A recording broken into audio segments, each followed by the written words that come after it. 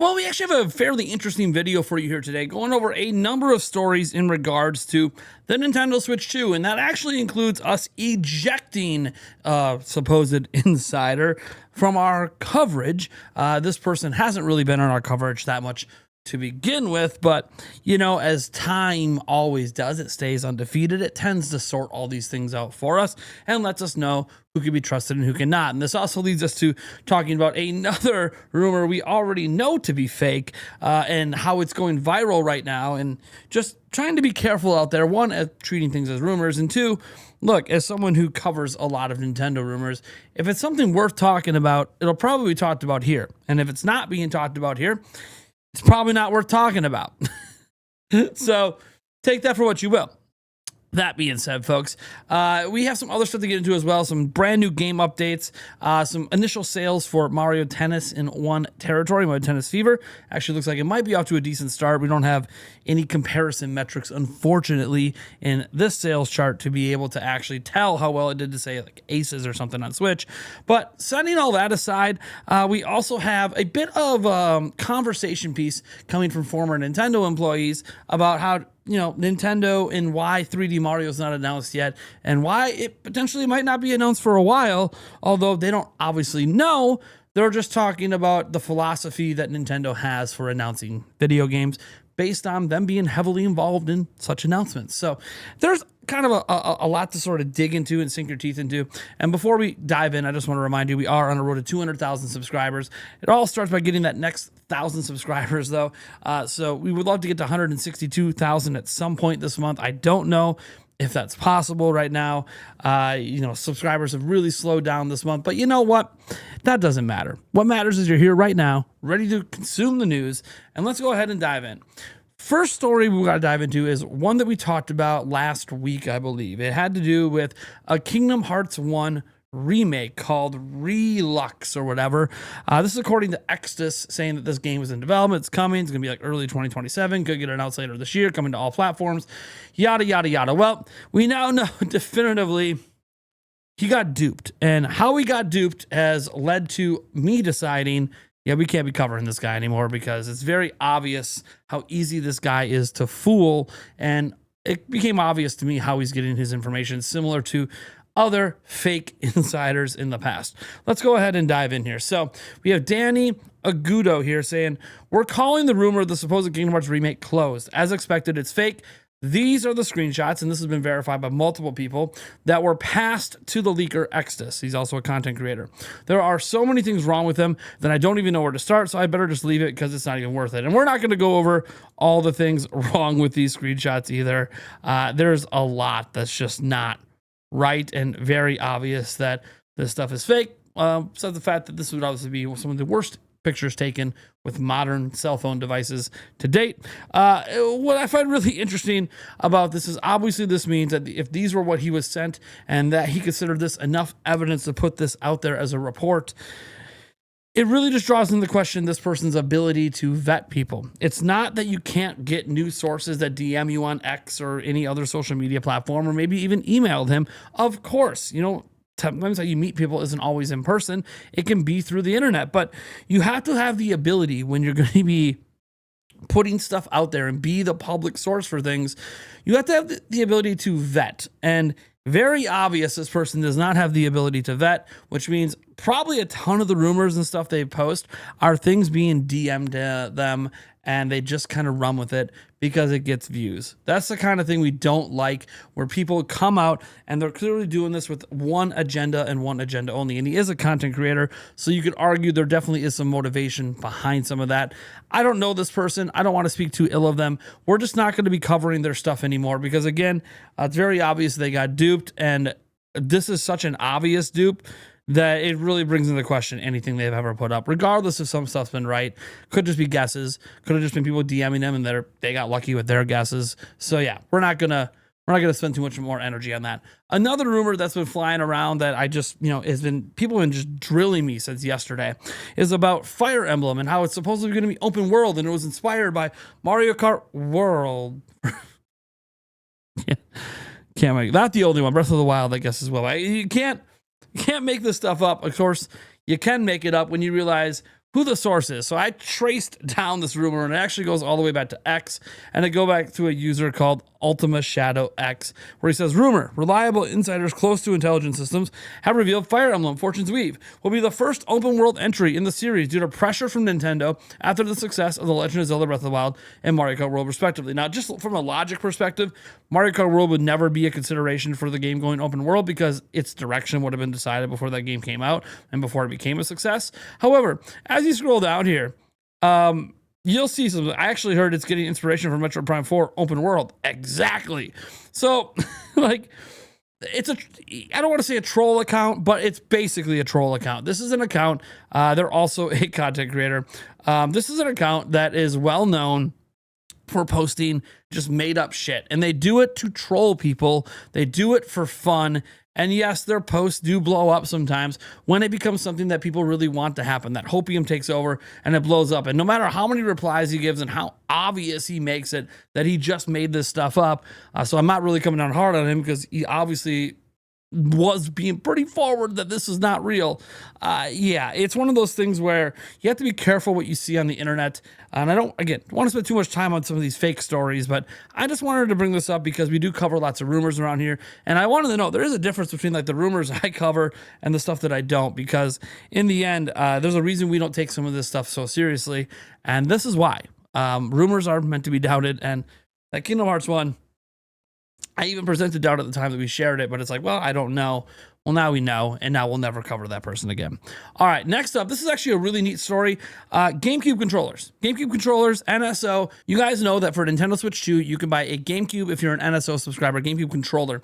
And what's interesting about that is they limited you at the time to one purchase. And then like a handful of months later, you could have bought one more. It seems like that limit is now gone. Let me show you guys here. So we're on the actual shop page here, and not only can I do one, I can actually add up to 4 to my cart at once. And this is just really cool. This means Nintendo has literally lifted the limit. You can see it's in my cart, quantity 4. I can view and check out. So now you can buy up to 4 GameCube controllers at once. I don't know if once you buy it, if I can come back to this page and buy another 4. So, you know, you can end up buying 8, 12, just 4 at a time. But they seem to have lifted that limit of only limiting you to 1. It does mean they probably have plentiful stock of this GameCube controller. Remember, this is a wireless one, and I got a feeling this is going to fly off shelves when the new Smash Bros. Comes out, or maybe if Forza comes over and it supports the analog triggers, that could be another thing that makes this thing fly off shelves. And there are some Switch and Switch 2 games that do offer GameCube controller support in addition to the Pro Controller and the standard controls. So just throwing that out there, that I just wanted to inform people that is happening. We'll put a link down below if you guys want to go add it to your cart. One thing you do need to be careful about, though, for the rest of this month are spoilers for Resident Evil Requiem. Yes, folks, it has leaked online. You can see the PS5 version here. And yes, there are a bunch of leaks and videos and stuff all over the internet for Resident Evil Requiem. We're obviously not going to share any of that stuff. You guys know my policy. Once games leak, we kind of can't cover rumors and leaks around those games anymore because I don't believe in spoiling the entirety of a video game, especially once we know it is a fact and not a rumor. We don't want to be spoiling games like that out here. So we leave that alone. We do cover rumors before this stuff happens, but once it does, it's kind of hands off for me. So I just wanted to throw that out there that we're done. We're done covering Resident Evil Requiem besides official trailers and all that. And there's probably only going to be a launch trailer left at this point. Maybe a demo announcement. That would be really cool.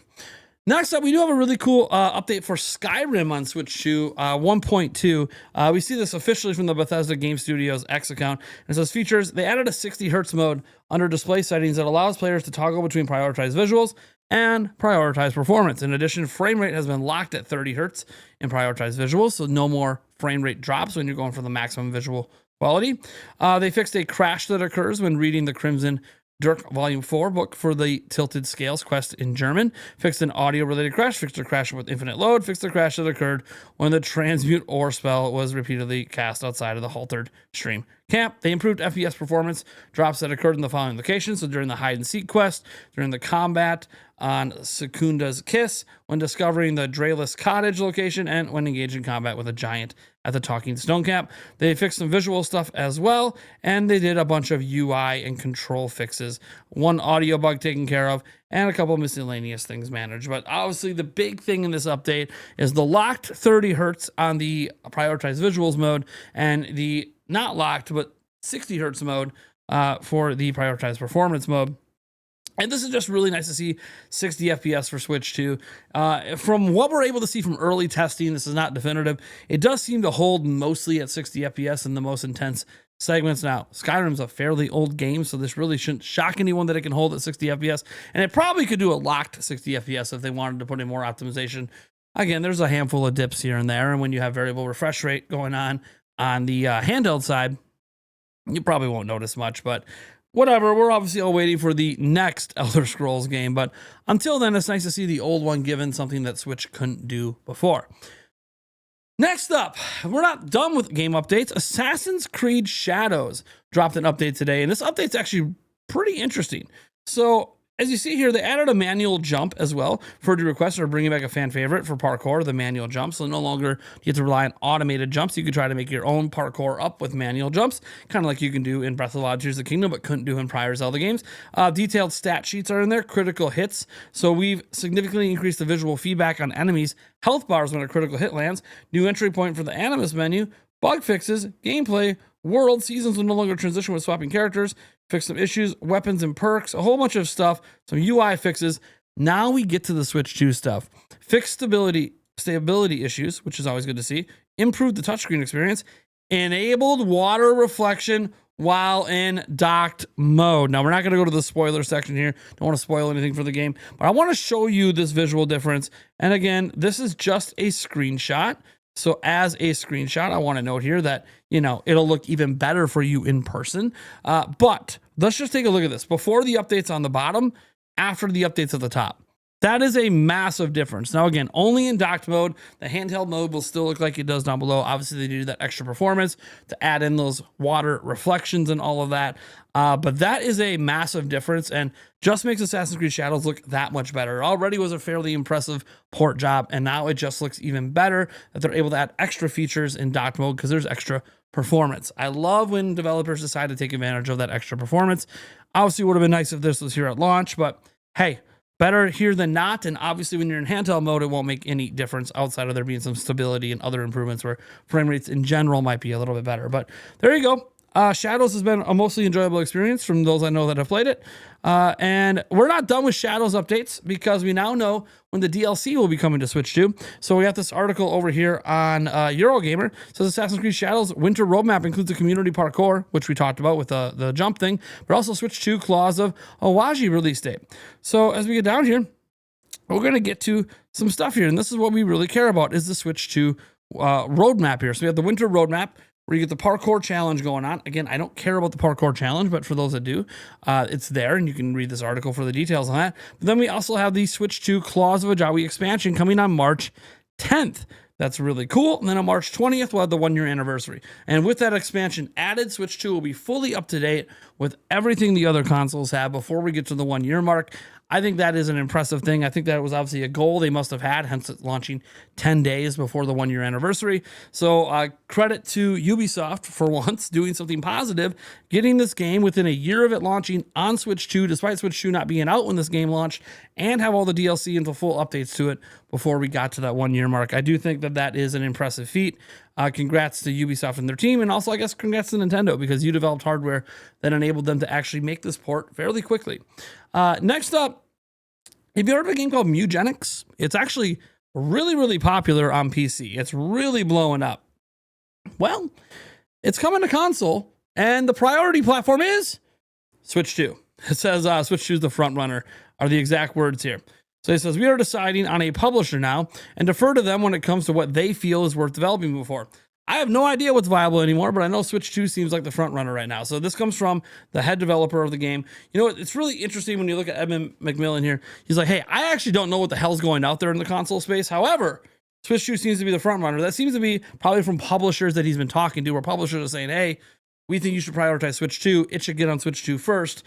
Sweet. So there you go. It does seem this game will be coming to Switch 2 probably later this year then. Obviously, they're working on publisher and getting some funding for that. So will there be a physical version? That'll be up to the publisher. So yeah, I just wanted to throw that out there because Mewgenics seems to be doing really, really well. People seem to have a really good time with it. And it looks like Switch 2 is going to be a priority platform for it moving forward. Next up, we got to talk about some Mario Tennis Fever sales data. And again, no real numbers here, just charts from the UK, but it is the first data we have coming in. So it says it serves up a decent debut, but it's not enough to take the trophy. And what it means here is it is at number 2. It did not take over EA Sports FC, which usually is towards the top of the charts all the time. And you notice in here, there's no data on like how many numbers it did or anything like that. You see Mario Kart World at 3, you know, you got Yakuza Kiwami 3 Dark Tides here at 6. That's also a new release. Only 10% of the sales were on Switch 2, but 4% were on PC. So pretty much PS5 is carrying in that there. Pokemon Legends EA has a pretty decent split there.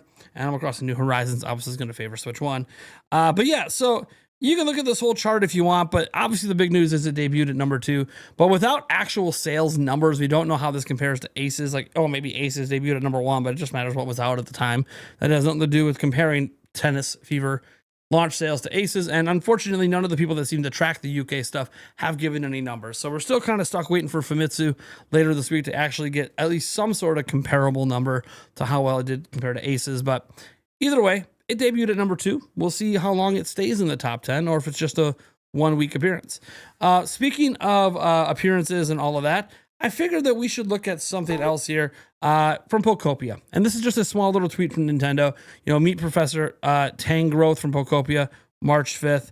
Again, this quality is not going to be the best because we're over on X. It only does 720p. We know the game goes higher than that. But yeah, folks, obviously this game has previewed very, very well. I don't really have much to say. It doesn't appeal to me all that much. So that's like one reason why I don't have a lot to say is I still don't plan to buy this game. I mean, maybe Nintendo sends me a copy and that them sending me that copy convinces me to be like, all right, let me try it. Oh, maybe I do end up really liking it and get addicted to it because it seems like one of those life sim games that you can get addicted to. But we'll see what happens.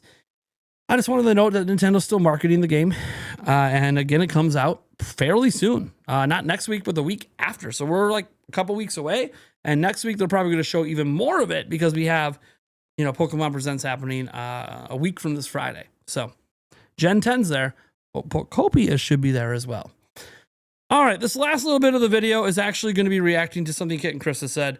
And I think that this is educational on some regards, but also I have some thoughts, and I wanted to give the thoughts in this video and just kind of get this out of the way. So what are we talking about? We're talking about this short they put out, which is obviously a cut from one of their Kit and Krista podcast episodes. And this is posted officially by their YouTube, so we're not like jacking this. Any context missing would be their fault for not putting it in the short, but I don't think they need more context for what they said here.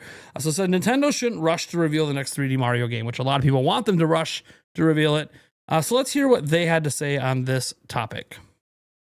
This is a dangerous game for them to play. Like, we've seen the really like bad things that can happen, and like as marketing people too, we're very much like, nah, don't give in to those crazy fans because that is not representative of what is actually happening in the world around your game. And again, Nintendo has firsthand seen like the detrimental things that can happen. Like, think about Metroid Prime 4, think about Tears of the Kingdom. You know, there's lots of things where things could change along the way, delays could happen. You open yourself up to a lot of scenarios where changes can happen and will, and now you're going to have to either walk back something you've said or confuse people about something that's happened. So it's just dangerous to do an early announcement. People are fickle. People have short memories, and we've both been rewatching Mad Men, which is an all-time great show that everybody we recommend for everybody. But it's got there's a line that was so memorable from that where Don Draper's the main guy. He works in advertising. He's like pitching a client. He says, "What is happiness? It's the moment before you need more happiness." Exactly. So it's like this game would get announced, people would be happy, and then a year later, they'd be like, well, I'm mad again, where's the game? Like, not even a year, maybe like a month. Maybe the next Nintendo Direct comes along, and they don't show an update. There's no update? Oh, the game's delayed, or the game's canceled, blah, blah, blah, blah. Then that whole cycle starts up. Like, there's no reason for them to jump the gun, like, especially these days. So I understand from their perspective working at Nintendo, like trying to manage that whole marketing cycle. What I do want to note here, though, is that it doesn't really matter if they reveal 3D Mario now and then don't show it at the next Direct and don't release it for a year or two, or whether they wait to reveal it 2 years from now. Because what happens every single Nintendo Direct? The reactions are, well, besides now drop the price being still spammed in 2026 when we're talking about the price possibly going up. What actually is being spammed also is this direct sucks. Where's Mario? Where's Zelda? Where's blah, blah, blah, blah. Dude, you can't give in to the internet feedback machine at times. There are times when you can say that feedback is really good, that feedback is quality, they should listen to that feedback. But oftentimes the people being the loudest and screaming in their chat are the ones that you probably shouldn't be listening to. And I think Nintendo, I would assume they're smart enough to know that.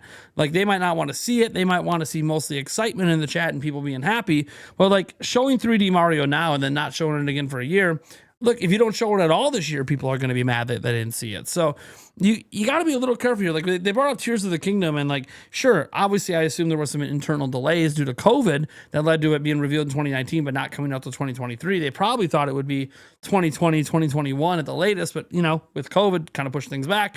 I understand that, but I also look at this from the perspective of the fact that Tears of the Kingdom still went on to be the second best-selling Zelda game ever and sold more than 20 million copies. It didn't really seem to hurt the game. And when we talk about Metroid Prime 4, so the mistake with Metroid Prime 4, they revealed that game before development had really even gotten to like a really good point. Like, they couldn't show anything but a logo. I want people to like think about that for a moment. They could not show anything but a logo.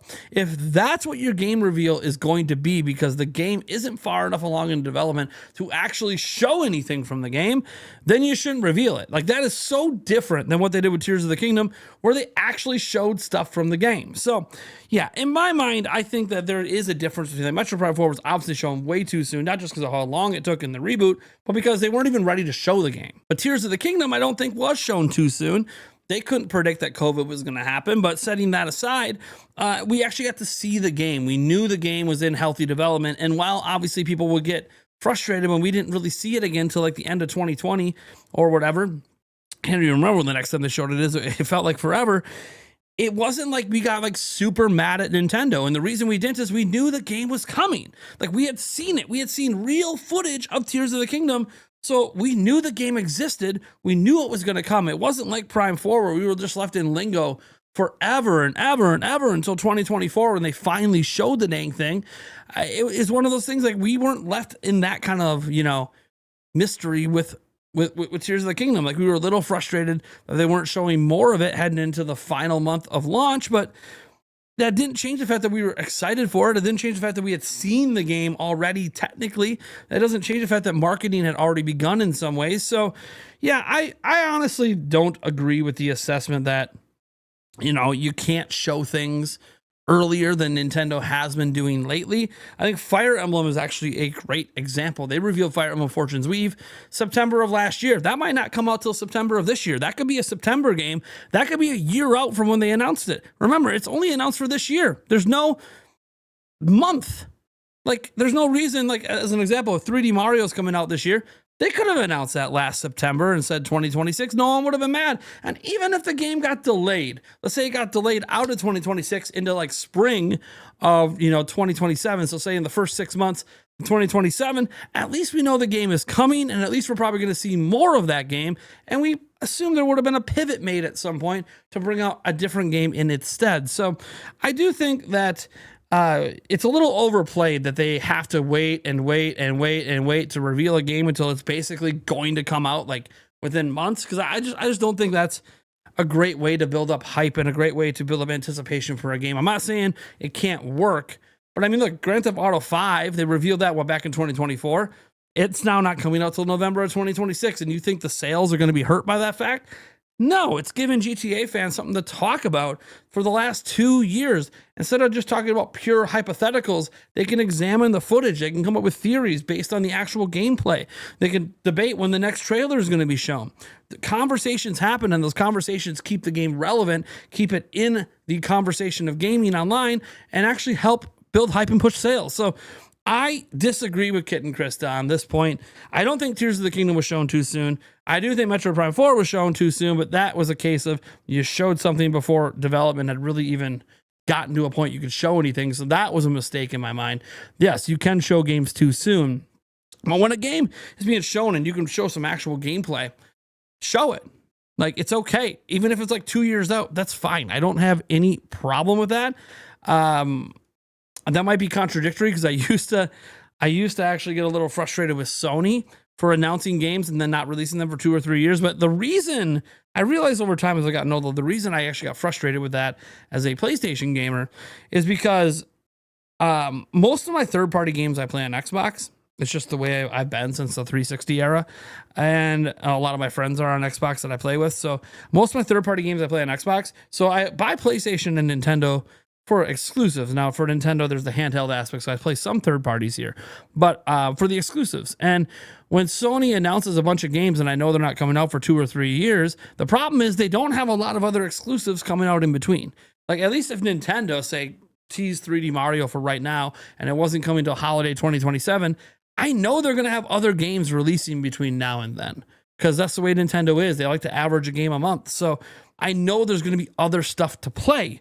That wasn't the case with Sony. So it was a little bit of frustration that Sony doesn't release more games, combined with the long wait for the few games they do release. Nintendo isn't that way. We just got Fever. We have Pokopia coming in 2 weeks. You know, Fire Emblem, Dust Bloods is coming. Like, we have Yoshi, the Mysterious, but there's other games coming. We're just, you know, on pause. I know Tamagotchi Life, I didn't forget about it, guys. Rhythm Heaven, didn't forget about it. I know the Switch 1 games are coming too. So yeah, that's just kind of my thoughts on this. What are your thoughts on it, though? Because I think this is a very interesting conversation point, and one which, you know, we might have to have on the podcast sometime. Thank you guys so much for tuning in, and I'll catch you in the next video.